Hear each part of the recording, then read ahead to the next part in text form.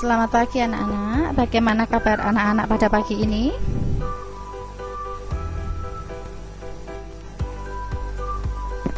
Ya, alhamdulillah. Semoga kita semua selalu dalam lindungan Allah Subhanahu wa taala.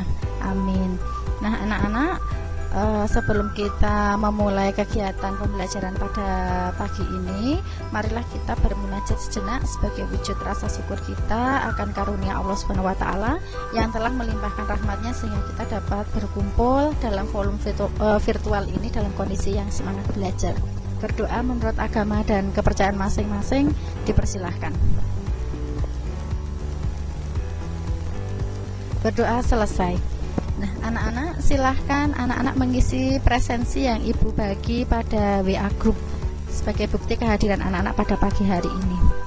Nah, anak-anak, pada pertemuan sebelumnya anak-anak sudah mempelajari materi tentang struktur dan kaidah kebahasaan dari teks eksposisi.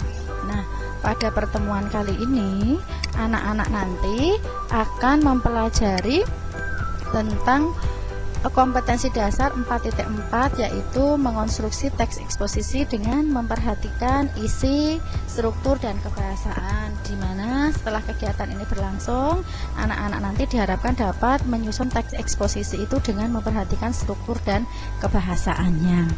Nah, anak-anak, sebelum kita mempelajari bagaimana cara menyusun teks eksposisi itu, alangkah baiknya kita kembali mengingat apa pengertian dari teks eksposisi dan bagaimana strukturnya. Silahkan, apakah ada yang mau berpendapat tentang pengertian dari teks eksposisi dan struktur dari teks eksposisi? Via mungkin bisa membantu pengertian teks eksposisi.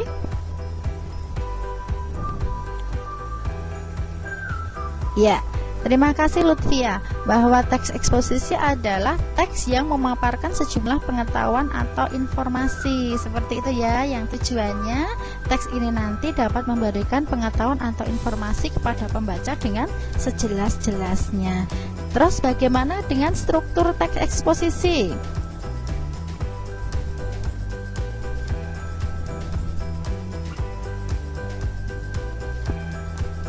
Ya, bahwa struktur teks eksposisi itu meliputi 3 bagian ya. Yang pertama adalah tesis. Tesis itu apa? Tesis adalah bagian yang berisi topik atau permasalahan yang akan dibahas. Sedangkan yang kedua adalah tahap argumentasi, yaitu bagian yang berisi fakta-fakta atau bukti-bukti di lapangan yang dapat menunjang objektivitas penulis di dalam menulis teks eksposisi. Dan yang ketiga adalah pernyataan ulang pendapat, yaitu bagian yang menegaskan topik yang disampaikan dan biasanya dibubuhi oleh rekomendasi. Nah, sekarang coba perhatikan, cermati gambar berikut ini nak. Nah, coba anak-anak cermati gambar berikut ini. Nah, gambar-gambar ini adalah gambar-gambar yang dapat dijadikan topik-topik sebagai bahan untuk menyusun teks eksposisi. Gambarnya bisa dilihat dengan jelas ya anak-anak. Ya, silahkan berpendapat. Gambar 1 itu di bidang pendidikan. Nah, mengapa kok bisa dirancang sebagai teks eksposisi? Begitu juga dengan gambar 2 dan gambar 3. Silahkan berpendapat. Siapa yang berpendapat? Sebutkan nama dan nomor absen dulu. Iya, Andia, silahkan.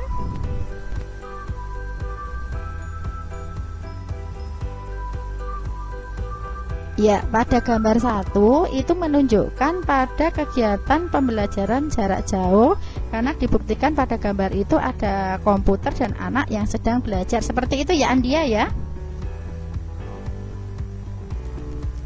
Ya, terima kasih Andia. Berarti materi ini cocok untuk dijadikan sebagai bahan teks eksposisi ya Andia. Ya. Terus gambar 2, silahkan diperhatikan gambar 2. Apakah ada yang berpendapat berkaitan dengan gambar 2? Sebutkan nama dulu, nomor absen. Iya, terus pendapatnya bagaimana?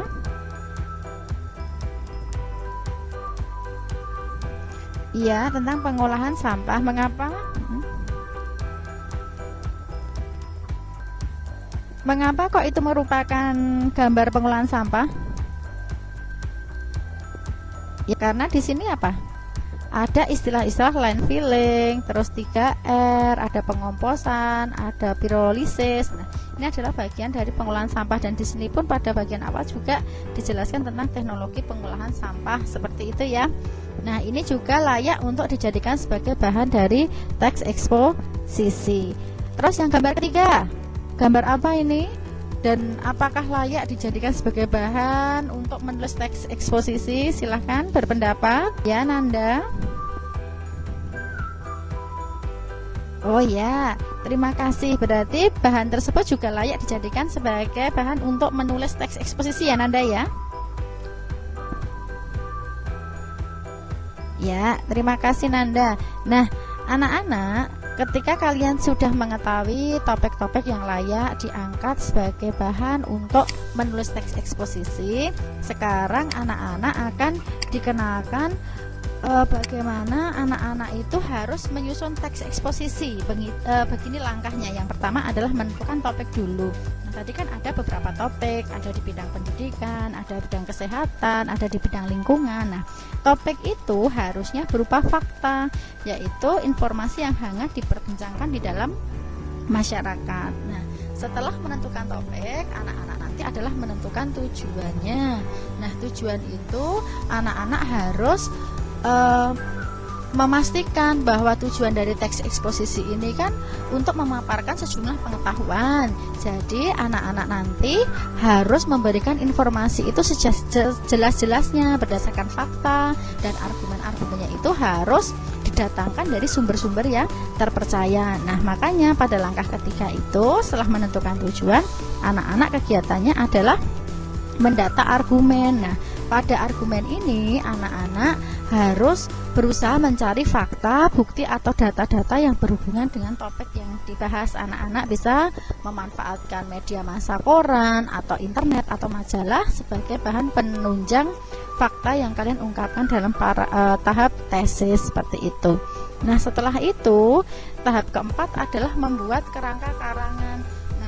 Kalau datanya sudah terkumpul, anak-anak itu harus menyusun kerangka karangannya.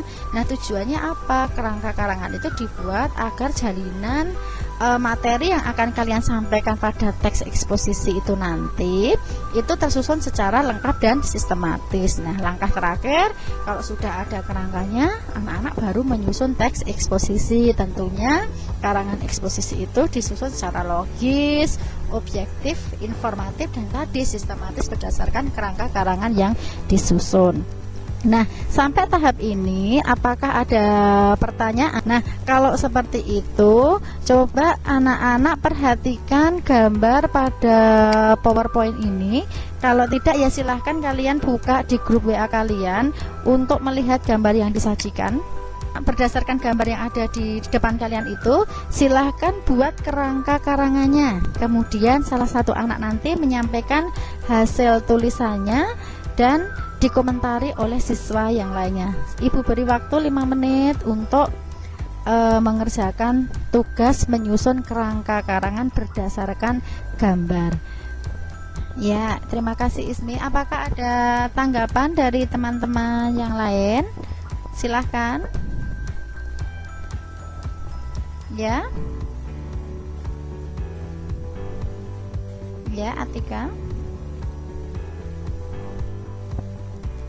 Ya, terima kasih tambahan dari Atika. Mungkin bisa jadi pertimbangan teman-teman yang lain di dalam menyusun teks eksposisi nanti ya. Terima kasih Atika. Selanjutnya, silahkan anak-anak menyusun teks eksposisi berdasarkan gambar dan kerangka karangan yang telah kalian susun tadi.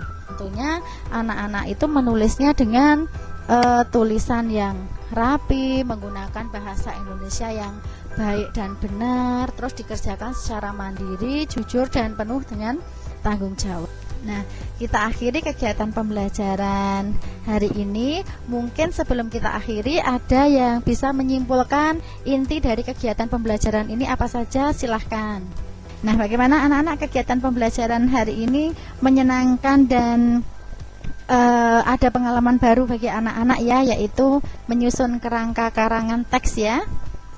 Ya, kalau seperti itu kita akhiri kegiatan pembelajaran hari ini. Selamat mengerjakan tugas.